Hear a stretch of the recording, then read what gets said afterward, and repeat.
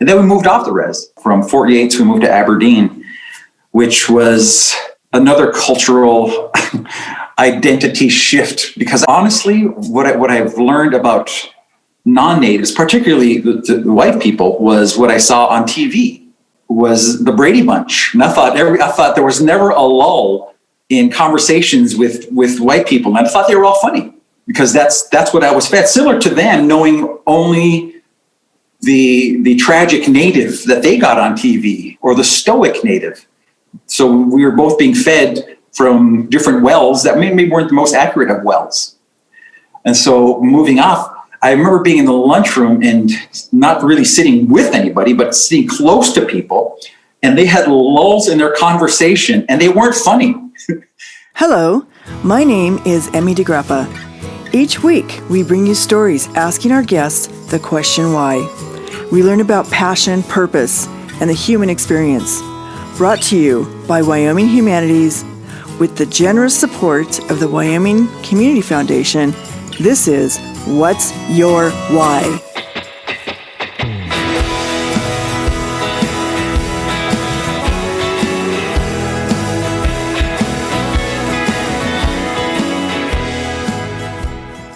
Today, we are talking to Darryl Tonemah. He is an American Indian counseling psychologist of Kiowa, Comanche, and Tuscarora heritage. He was born on the Tuscarawas Reservation in New York. And I want to just say, welcome, Darryl. Thank you for having me. It's an honor to be here. Well, I want you to go back through for me and just tell me a little bit about what it was like growing up on a reservation, first of all. And your Indian heritage is quite extensive, being from 3 different tribes, which is interesting. And what was your journey into discovering why psychology, why sociology? What was your passion there? Oh man, you just teed that up. I'm going to talk for like an hour now.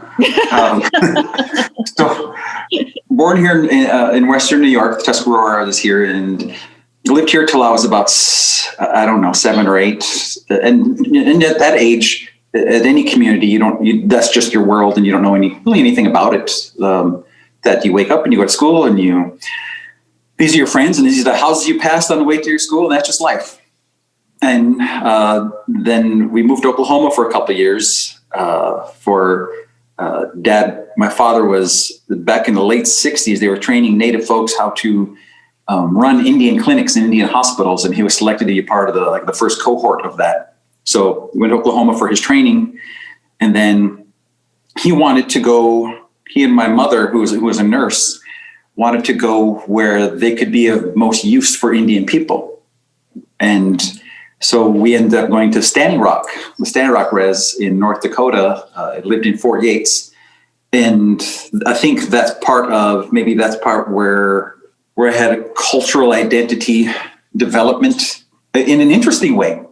That I was picked on because I wasn't Lakota, I wasn't Sioux, I was different tribes. So it wasn't that I was non-native, it was that I was native, but I was of a different tribe.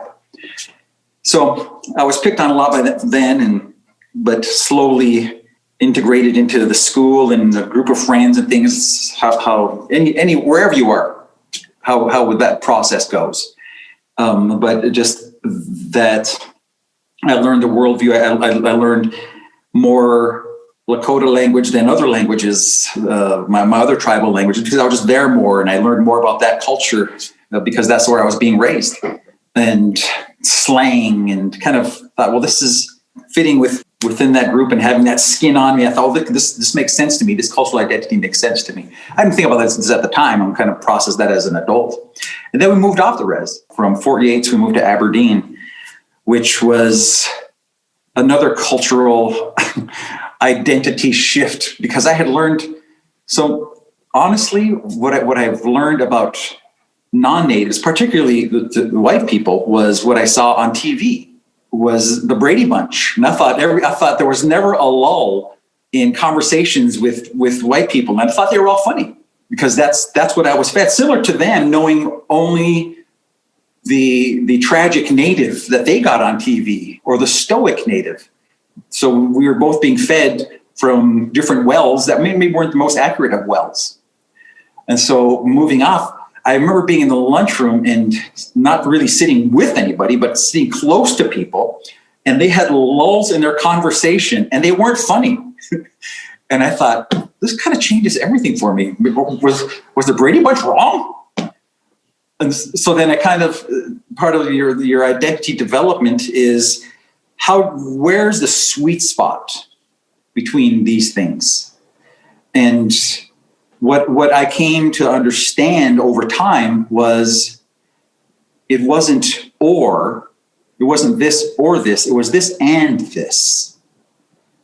I learned, I think it's Darryl Wing Sioux's work, the code shifting, that I could, when I go back to the res, here's how we talk like this. And when I go to town, when I go to school, here's how they talk. And there could be struggle there, or there could be, well, this is a superpower I have. This is a skill that I can develop. And that's where my work, looking back on it, that's kind of where that bloomed, was I wasn't afraid to continue going to school and learn that language, and then see how I can take this information and put it through the filters of my own understanding of my own history, and then make this information accessible to our community, to my community.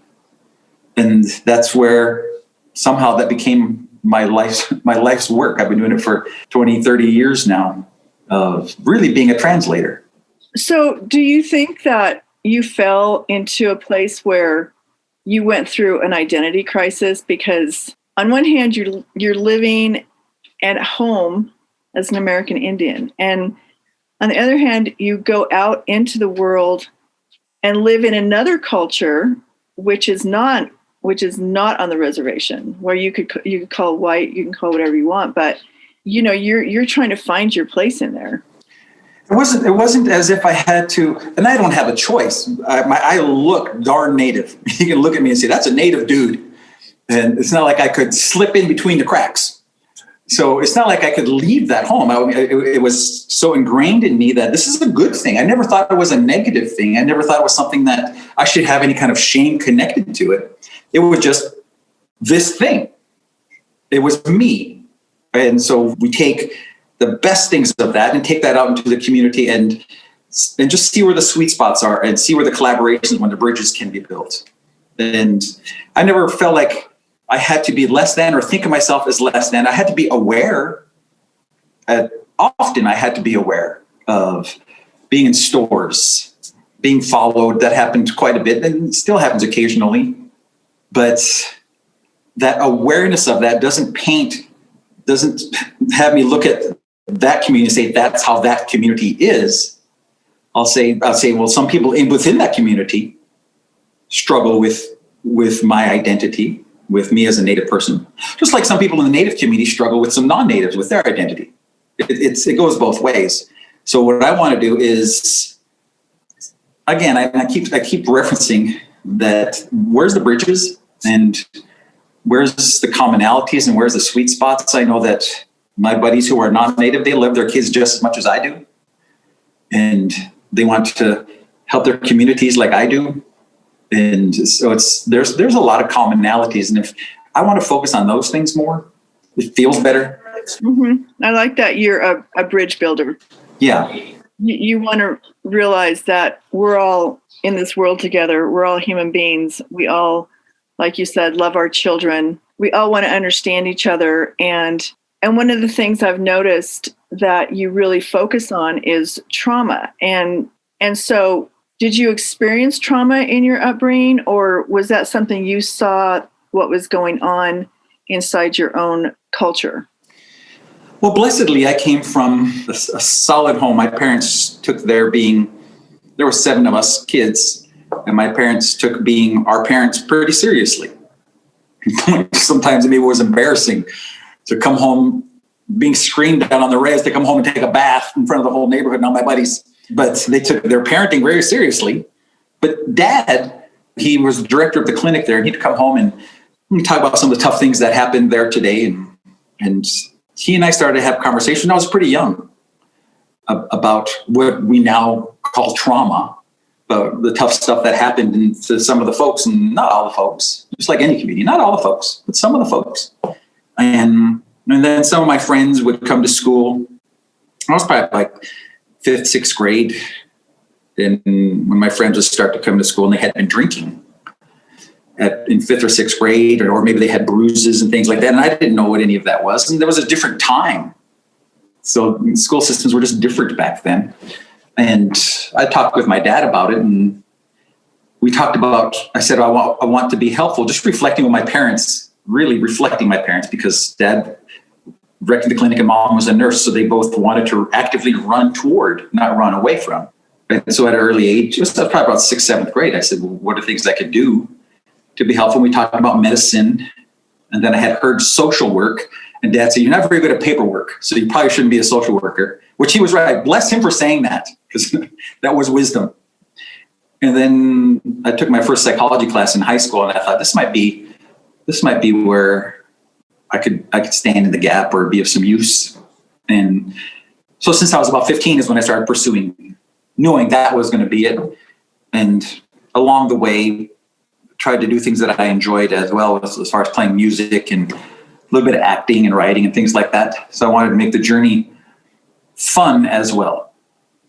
Well, and what sets you apart in your work as a community counselor and a psychologist? And go through your degrees again, because I think that's very interesting that you have 3 degrees, a master's and a doctorate, correct? Yes. So psychology, sociology, and gerontology. And then my master's is in community counseling, and my PhD is in counseling psychology and cultural studies. But then even more so, you've kind of dialed in to working with people in trauma. And so describe that work. About 20 years ago, I was the psychologist for the Southwest sites, the behavioral person for the Southwest sites of a study, an NIH study called the Diabetes Prevention Program. And national study was hugely successful study, and did a lot of move the needle as far as how we understand prediabetes and treatment of prediabetes. And it was a great study, and I was still honored to have my name even remotely part of that work. But that work kind of opened my eyes more, and I met more folks in different fields, and really shed light on that all the significant disparities that we in our communities have. And not just the social ills of the drinking and the using and the things like that, suicide, things like that, but the physiological problems of the cancers and diabetes and autoimmune problems. And I got really fascinated with that. I thought, what the heck? What is it? Just the water? Is it something in the air? And the more I learned about it, the more roads kind of led toward that word trauma, which I didn't want it to be that, because at that point, I don't know if I had the tools necessary. It's a hard thing. And found out that trauma, traumatic event, a traumatic lifestyle, a traumatic season like COVID changes us physiologically and gets us kind of on survival mode. And the body isn't built to be perpetually on survival mode. And so being jacked up like that all the time can lead to a lot of physical and social problems, social ills. And so I wanted to find the work that affects that where it's occurring, or find the tools that meet the event. And so I learned not better or just I learned otherwise. My PhD is lots of cognitive behaviorism, and that's really the standard of care, and it's awesome and it's wonderful. But to work with a lot of patients who've been through a lot of traumas, I learned that trauma isn't stored necessarily in the logic center or the language centers or the empathy centers of the brain, which is where a lot of my cognitive behavioral tools would have aimed for. So I wanted to just kind of see what else was out there. And that pointed me toward Dr. Levine's work and Dr. Bessel Vanderkolk's work and Robert Scare, all these, and a lot of it was in neurology and physiology, psychology. So it was a broad base of what they were looking at, but it pretty much all said that let's heal the body first. Let's work from the bottom up instead of the top down. And once I started being trained and practicing in that work, it really transformed the folks that I get to work with. I wanted them to have more sovereign moments, where they don't have to have this consistent, ongoing sense of overwhelm, and really I wanted them to know that they have tools that they can address overwhelm and not be a victim to it anymore. As I started doing more of that, more people wanted to talk and meet and things. And pretty soon it was important to create economies of scale. And so I wanted more folks to know these things. And so now I'm getting to work with in training community counselors and providers in communities to kind of helping us move the bar as a whole, create more sovereignty in our communities. And it's an honor to do the work, and I take it really seriously. You wouldn't think that by the way I present, because I try to be more casual in the presentation, but I know the bottom line is, man, if we can start moving the needle for the folks, we can transform our communities.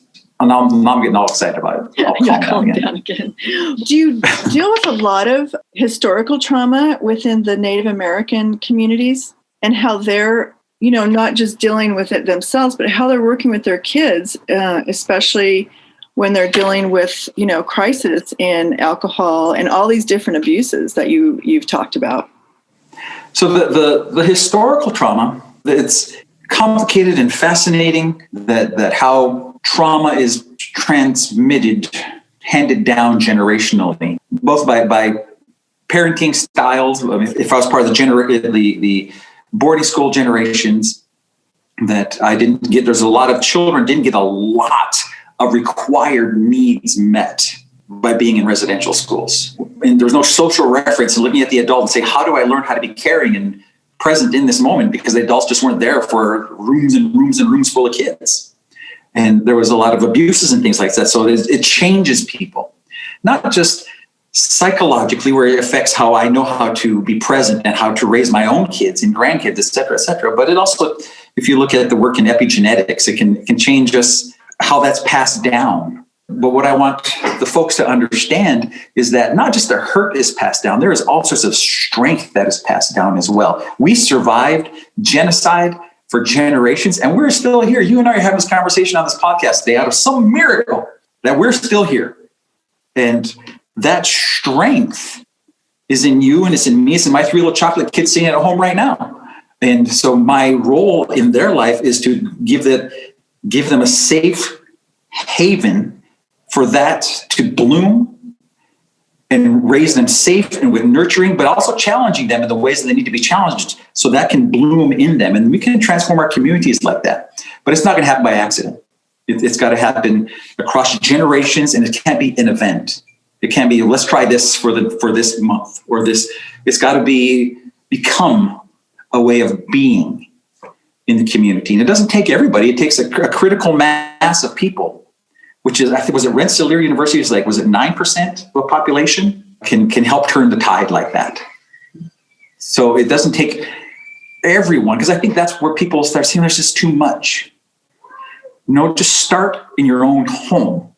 And have your friends start in their own home and creating safe, nurturing opportunities for themselves and their children to thrive. It's very fascinating.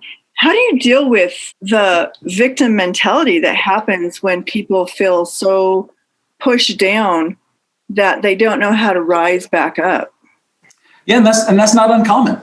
But I think once people have a sovereign moment, when I'm with people, I have my telepsych work is called First Nations Telehealth Solutions. And I also get to see people in my office. Even during COVID, I've seen a few people in my office.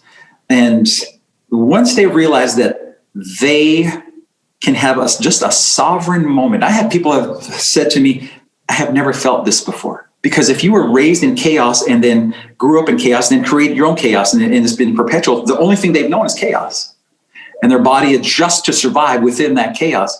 But if they have this moment where this is how the world can be, and they've said that, I've never had this before. And I said, well, let's just call that peace or sovereignty or strength or whatever word you want to give. But once they realize that they have access to that, the light switches on, and that victim mentality, and before they leave, I say, you are not defenseless against the sense of overwhelm anymore. You have tools now. You don't have to be a victim. And so once they realize that reverberates generationally. So they believe different about themselves. They talk to their kids differently. They teach their kids differently. They raise people differently. That reverberates. It absolutely does. And it sounds like just in your story, your mom and dad really inspired you. They obviously inspired you. They gave you a lot of strength, and that gave you this inspiration to help others. And I really think that was passed down in your family, and not everybody has that. So how do you create a sovereign moment for somebody when they just a light goes on and they say, I get it? Well, let me back up a step. There is so much research and so many good things about if somebody is traditional. There's a lot of cultural things that even play in the sweet spot of the vagus nerve and the midbrain function, and things we can do with dance and singing and motion and movement, all stuff that are traditional behavior. So that's great. That's awesome. I even had been having talks with a friend who is a language teacher, and learning language together creates synchrony with each other. Trauma is an asynchronous moment, it's an asynchronous event where in everything, the body and the mind get all squanky. So it's an asynchronous event, but the things that create synchrony can actually, as part of culture, can address trauma. I think that's for us, for the Native community, I think that's the next horizon. We need to be looking into that. And I want to really, really curious about the functions of that. So for the people that I work with, even have them start to recognize what overwhelm feels like, and then not being in overwhelm. What does that feel like? Knowing the difference. So starting to discern, because they probably have moments like this, but it's too busy feeling like this. Too busy being connected to the sense of overwhelm. So if they have the capacity to start discerning and knowing the difference, and then us getting a foothold in there and being able to expand on this through breathing techniques, not through getting to know the body better, understanding the messages from the body, not labeling those messages right away as stress or anger or anxiety, just saying that's just information, and I don't have to label it yet. Let me just see what my body's going to do with this. And then building on that, but it just takes a little foothold to start expanding that. Well, don't you think that every person who's alive and breathing experienced some kind of trauma in their life? I mean, no one has a perfect life, and we all have to grow up knowing how to deal with stress and anxiety. And what are your words of wisdom, especially for your children, in even during this time of pandemic, on how you face and how you deal with trauma in everyday life? You can have stress without having trauma. You can't necessarily have trauma without having stress. So trauma is really the overwhelm in that moment, that we don't have the capacity to address it. Or maybe there wasn't safety after the event, so it expanded into something else. Or maybe life before the event was chaotic, so maybe I was predisposed to having it present as trauma. But we can become stress hardy, creating safe environments, nurturing each other, helping each other breathe in stressful moments. We can actually create a physiologically stress hardy body where it doesn't have to be overwhelmed. And different people have different levels of what is going to be overwhelming to them. And there's a million things that go into that. So the best we can do is create stress hardiness, having good nutrition, which actually plays into stress hardiness, physical activity, water, safety, good environments, all this stuff creates stress hardiness. So something that comes along that maybe for others, this might have been traumatic, but for this person, maybe it was just stressful. So it doesn't have to become overwhelmed to them. So creating ways to become stress hardy. Darryl, I think what's also interesting is that you're living on a reservation right now, correct? Just off the res, yeah. So your office and most of the people you work with are on the reservation? Yes. The telepsych that we do is 100% reservation work, yeah. So have you seen over the years that you've been working and within your study, have you seen the Native Americans change, and have you seen the reservation change? Yeah, and this probably tracks larger society. If you look at the incidence of ADHD diagnosis, we reflect larger society, because it's not like the res is the world's virtual now. And every game that is in town is on the res, and everything that's accessible is accessible here. And so worldview has changed since technology. And one of the big drawbacks of that is lack of attunement. Attunement, going back to what I said earlier, the child requires the adult to kind of figure out how the world rotates. And if the adult is in the room, that's good. But being in a room doesn't necessarily mean you're attuned. It means you're present. So if something drastic happens, good, you're sitting there, but you're on Facebook or you're on Instagram. And that's not attunement. That's not being connected to the child. I saw a study where the child, when the parent is present and connected with the child's stress parts of the brain kind of deflate. But when the parent picks up the phone and takes away this attunement, the stress center of the brain lights up in the child. They desperately try to get the attention again. That's where, and you've probably seen kids, mom, when they're on the phone, because they're trying to mediate something. That's when the behavior problems start, because they can't control the sense. And so they externalize that.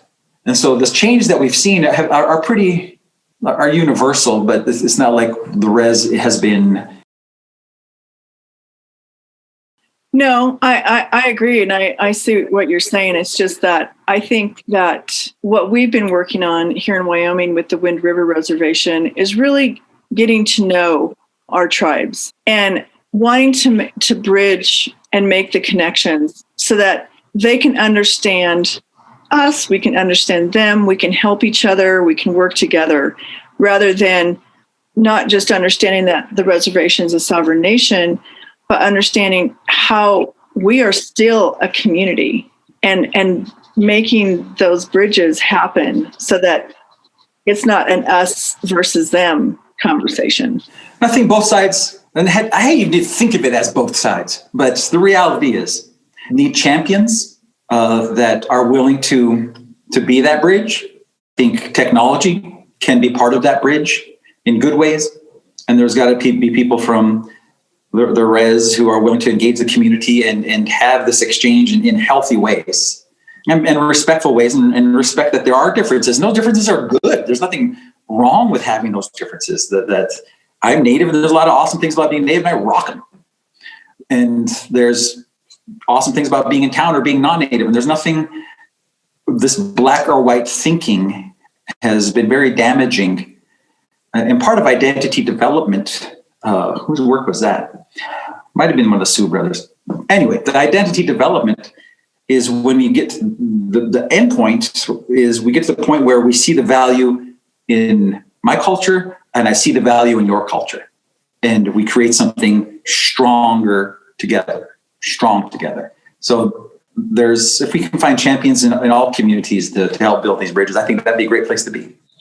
I do too. And I think that more and more people are trying to do that. People are trying to figure out how to build those bridges, because we have Wyoming. I think the Wind River Reservation is the third largest reservation in the United States. And the population in Wyoming is less than 600,000 people.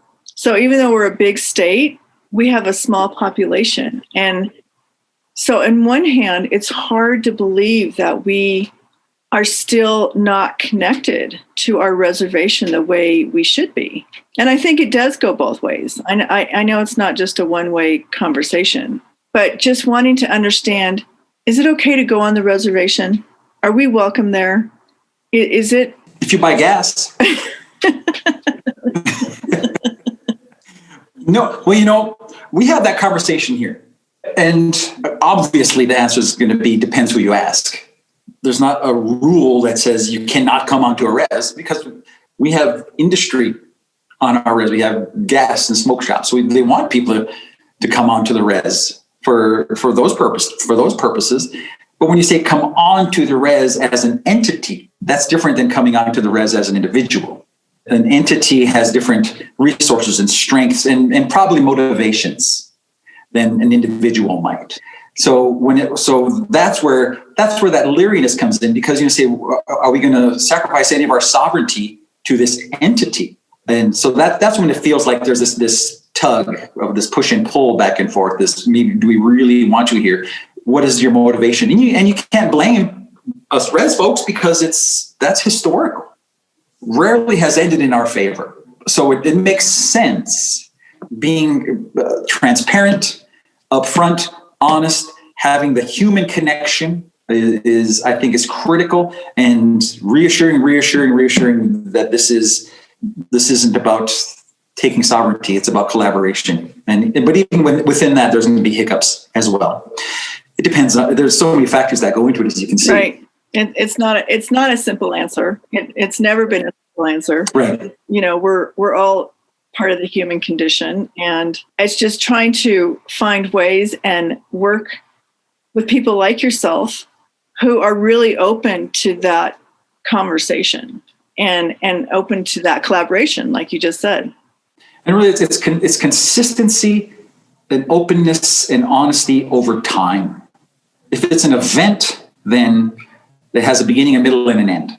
But if it's a relationship over time, that's going to carry a different weight, because the entity will show who they are over time, rather than let me put my smiley face and see if I can get us in there. It is complicated, not undoable, but it's got to be done with good hearts and for good reasons. Before you leave us, I want you to tell the audience, how can they find your work, your music, and find out more about the work you do, really? The music and acting and book stuff is on our website called tonemah.com, TONEMAH.com. And the telepsychology is on FN, First Nation, FNtelehealth.com. So there's a couple of different websites, or you could just find me on Facebook, Darryl Tonemah on Facebook, and shoot me a message. Right. I think your background is so interesting, and I really appreciate you taking the time to talk with me today. Thank you for having me. It's an honor to be here.